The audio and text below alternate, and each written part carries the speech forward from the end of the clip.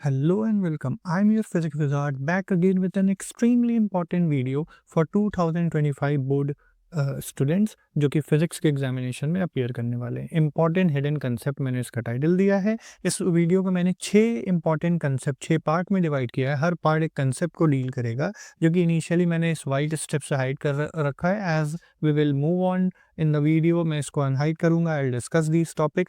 Why I am calling it hidden because ये during lectures में may B आपने आपके नज़रों के सामने ये टॉपिक आए होंगे मगर उतनी ही तेज़ी से चले भी गए होंगे। सो इसको कॉल आउट करना बहुत इंपॉर्टेंट है, इसको स्ट्रेस देना बहुत इंपॉर्टेंट है and that is my intention of this video. These 6 topic are very important. You can go check out the previous year paper. ये सारे टॉपिक इस तरीके के मिल जाएंगे। This video is going to be very short. बहुत ही छोटे छोटे कॉन्सेप्ट होंगे, बहुत ही छोटे छोटे टॉपिक्स होंगे मगर ये बोर्ड एग्जामिनेशन में बहुत ज़्यादा हेल्प करने वाले हैं। So watch it till the end. Let's start. So हमारा जो पहला कंसेप्ट है वो है एक्सियल एंड इक्वेटोरियल। अब सुन के लगेगा कि एक्सियल और इक्वेटोरियल देखने के लिए तो ये वीडियो नहीं ओपन किया था। लाइक कम ऑन, ये बहुत बेसिक है। दैट्स वेरी ट्रू, ये बहुत बेसिक है एक्सियल एंड इक्वेटोरियल और मैं उसको बोल भी नहीं रहा हूँ। एक्चुअली एक्सियल एंड इक्वेटोरियल का एक दूसरा नाम भी है।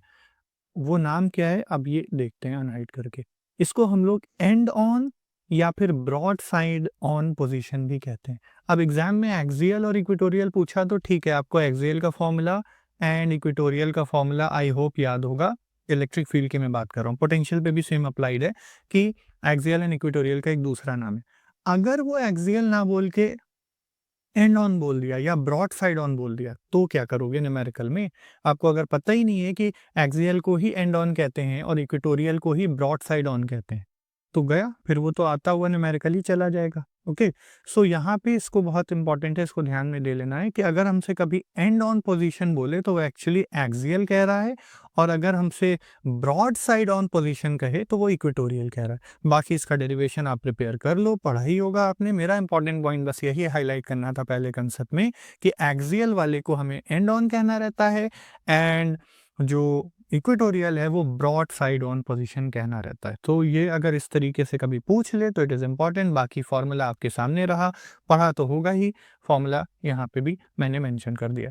जो चीज़ मैंने इलेक्ट्रिक फील्ड के लिए बोला है वही चीज़ इलेक्ट्रिक पोटेंशियल के लिए भी अप्लाइड है। Broad side on, and on position, keep in mind. Okay, so let's look at our second concept. उसको अनहाइड करते हैं और बहुत ही शॉर्ट पीरियड में इसको भी कवर करेंगे। Charge enclose Gauss law. Okay, बहुत ज़्यादा इम्पॉर्टेंट है और यहाँ पे अब हमें ध्यान में क्या रखना है। पहली चीज़ तो गॉस लॉ जो है उसका फॉर्मूला पता ही, चार्ज अपॉन एप्सिलॉन नॉट होता है। यहाँ पे चार्ज के साथ थोड़ी सी प्रॉब्लम है। प्रॉब्लम ये है कि चार्ज टोटल ही नहीं उठा लेना है, ये जितना स्क्रीन पे दिख रहा है सारे चार्ज को उठा लेना है। एक्चुअली टोटल इनक्लोज चार्ज लेना है। फॉर एग्जाम्पल हमारा ये रैंडम सर्फेस है, इसमें हमारा सर्फेस ऑफ इंटरेस्ट जो है वो ये है। तो ये इसी को हम लोग एज अ गॉसियन सर्फेस मानते हुए जो चार्ज इसके अंदर है, अंदर कौन-कौन है? 10, 5 और -7, इनको ऐड करेंगे। फॉर एग्जांपल टोटल आ गया मेरा 8 माइक्रोकूलम। ये हमारा टोटल चार्ज इंक्लूड होगा, फॉर्मूले में ये रखेगा। यहाँ पे 2 माइक्रोकूलम बाहर पड़ा है तो इससे कोई भी मतलब नहीं है। अगर यहाँ पे कोई अदर सरफेस है, हमें उससे फ्लक्स निकालना है तब हम 2 को लेंगे।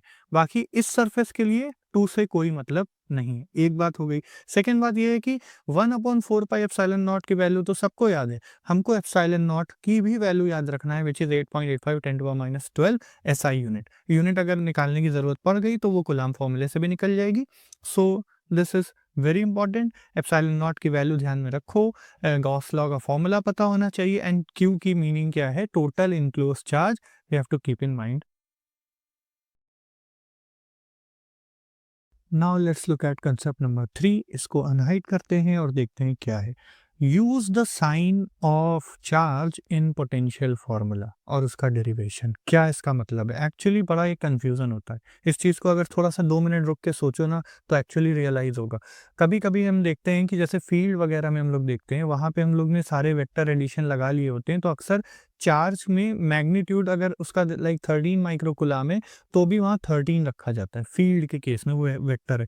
पोटेंशियल में ये कन्फ्यूज़न रहता है कि भाई नेगेटिव रखें, पॉजिटिव रखें, जैसे अगर कोई चार्ज Q है -13 माइक्रोकुलाम, तो माइनस रखें कि ना रखें? माइनस ही रखें कि प्लस रख दें? सिर्फ मैग्नीट्यूड रखना है, तो वो मैं क्लियर करना चाहता हूँ, वो कन्फ्यूज़न रहता है। तो use the sign of charge, positive negative हमें यूज़ करना है, पॉजिटिव है तो रखो, नेगेटिव है तो रखो, while deriving the potential formula due to dipole.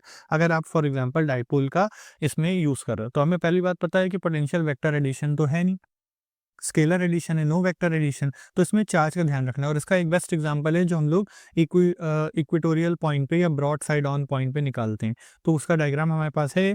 Total dipole ए है, आर है, under root R square A square है, सब पता है। तो जो हम यहाँ पे चार्ज रख रहे हैं 1.45 Q by this distance, and यहाँ पे माइनस क्यू बाई, और इसीलिए दोनों कट के हमें नेट पोटेंशियल 0 मिल रहा है। मतलब कहने का ये है कि माइनस क्यू वाले में माइनस क्यू डाल रहे हैं, प्लस क्यू वाले में प्लस क्यू हम लिख रहे हैं। तो पॉजिटिव और नेगेटिव डेरिवेशन में भी हमें यूज़ करना होगा, ठीक है? न्यूमेरिकल्स में भी इसकी वैल्यू हम लोग रखते हैं, तो ये बहुत ध्यान में रखने वाली बात है।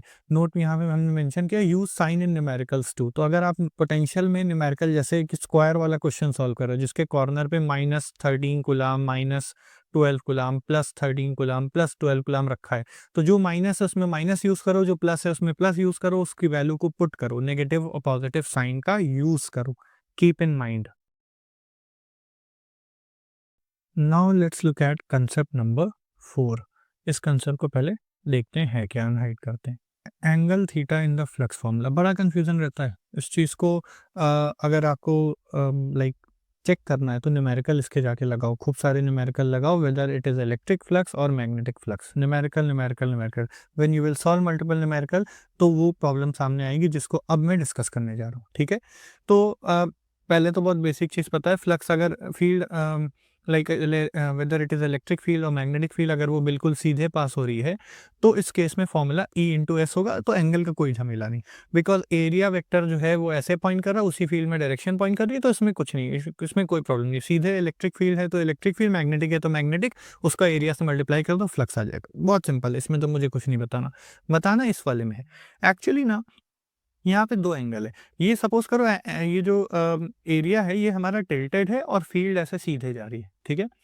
तो जो फील्ड है वो हमारे एरिया से, एरिया यानी कि ये जो एरिया है उससे थीटा 2 एंगल बना रही है, ये मैंने मान लिया है। और एरिया का जो वेक्टर है उससे थीटा 1 एंगल बना रहा है, ठीक है? हम ये भी कह सकते हैं कि थीटा 1 जो है वो एक्चुअली 90 माइनस थीटा 2 है, डायग्राम से वो भी साफ दिख रहा है, ठीक है? तो दो एंगल हमें दिख रहा है, थीटा 2 जो कि फील्ड बना रहा है एरिया से, और थीटा 1 जो फील्ड बना रहा है एरिया वेक्टर से, दोनों में फर्क है। सवाल ये रहता है कि हम लोग कौन सा थीटा लें, थीटा 2 की थीटा 1? जवाब है हमें थीटा 1 लेना है। इस चीज़ को हम सवाल में दिखाते हैं कि सवाल किस तरीके से आता है। कभी-कभी सवाल आएगा magnetic field makes an angle 30 degree with the normal to plane, तो हमें एक्चुअली थीटा किसको लेना है? यहाँ बोल रहा है 30 डिग्री बना रहा है magnetic field normal to the plane के साथ, एक्चुअली यही एंगल हमें लेना रहता है जो लाल वाले हमारा ये जो नॉर्मल दिख रहा है इससे एंगल बनाए, यानी थीटा 1। तो यहाँ थीटा 1 यानी थीटा हमारा 30 डिग्री हो जाएगा। तो सवाल में जो 30 दिया है हमें वही पुट कर देना है, किसमें? फ्लक्स के फॉर्मूले में। तो ये वाला इजी था। जो कंफ्यूजिंग पार्ट है वो ये है, magnetic field make an angle of 30 degree, फिर से 30 डिग्री, लेकिन इस बार with the plane, normal to the plane नहीं, खाली प्लेन बोला है। खाली प्लेन मतलब ये प्लेन से एंगल बना रहा है 30 डिग्री, तो नॉर्मल से कितना एंगल बनाएगा? 90 माइनस 30, तो इस बार हमें ये वाला एंगल यूज करना है। It is very important. इंसान यहाँ पे अगर कोई स्टूडेंट 30 रख के सॉल्व कर दे तो गया, एब्सोल्युटली गलत हो जाएगा। इसीलिए इस क्वेश्चन को इस तरीके से फ्रेम किया जाता है। Keep in mind, with the normal to the plane बोला है या विथ द प्लेन बोला है? अगर नॉर्मल बोला है तो ठीक, प्लेन बोला है तो 90 माइनस 30 करो। Now let's look at another topic, concept number 5 unhide करते हैं। It's Geiger Marsden experiment. क्या है ये गाइगर मार्सन एक्सपेरिमेंट? इसके ऊपर एक डिटेल वीडियो मैंने ऑलरेडी वन शॉट एटम वाले चैप्टर की बना रखी है, link will be in the description. और भी वीडियोस वन शॉट की मैंने बनाई है, I will put a link in the description, go check it out. अब समझते हैं मैंने क्यों इसको हिडन टॉपिक बोला। एक्चुअली क्या है ना, रदरफोर्ड ने 1911 में एक एक्सपेरिमेंट किया था पता है, सबको पता है, it's called alpha particle gold foil experiment. पढ़ा होगा तो ये एटम चैप्टर ज़रूर पता होगा, नहीं पढ़ा है go check out my one shot video, detail में वहाँ पे नोट्स पे मिल जाएगा। अब रदरफोर्ड गोल्ड फॉयल एक्सपेरिमेंट के नाम से पूछे तो I think most student can answer it.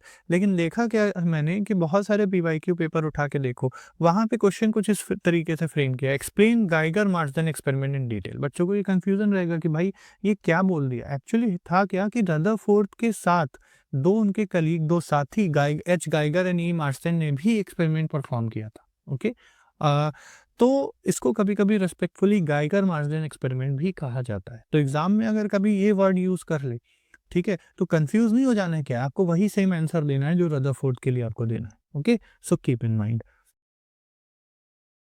Okay, now let's look at our last concept, concept number 6 unhide करते हैं, and it is shortest wavelength in Balmer series. Very important, Balmer series और like hydrogen spectrum in related to that, अगर उसके detail study करना है, already as I already mention, मैंने video बना रखी है, go check it out, link will be in the description. Now shortest wavelength बड़ा इंपॉर्टेंट है, छोटा सा क्वेश्चन है, न्यूमेरिकल में बहुत ज़्यादा आता है और ना केवल बोर्ड्स में, कॉम्पिटिटिव एग्जामिनेशन में भी आता है। तो लेट्स लुक एट, अगर कभी भी शॉर्टेस्ट वेवलेंथ बोले, simply put n2 equal to infinity, that's all. Okay, when you will look into the formula और थोड़ी सी मैथ्स लगाओगे, जो मैंने वीडियो में ऑलरेडी डिटेल में डिस्कस की, ये शॉर्ट वीडियो, इस पे मैं कंसेप्ट में बहुत डिटेल में नहीं जा रहा हूँ, मैं सिर्फ और सिर्फ काम की बात बता रहा हूँ जो आपके लिए बहुत इंपॉर्टेंट है और अगेन ओवरलुक हो जाती है कि भाई शॉर्टेस्ट वेवलेंथ एग्जाम में लिख गया, हड़बड़ा आगे क्या करना है। नहीं, चिल आउट, आपको सिर्फ n2 को इन्फिनिटी रखना है, बाकी बामर है, लाइमन है, पास्चन है, ब्रैकेट है, उस हिसाब से n1 को सेट कर लेना, दैट्स ऑल।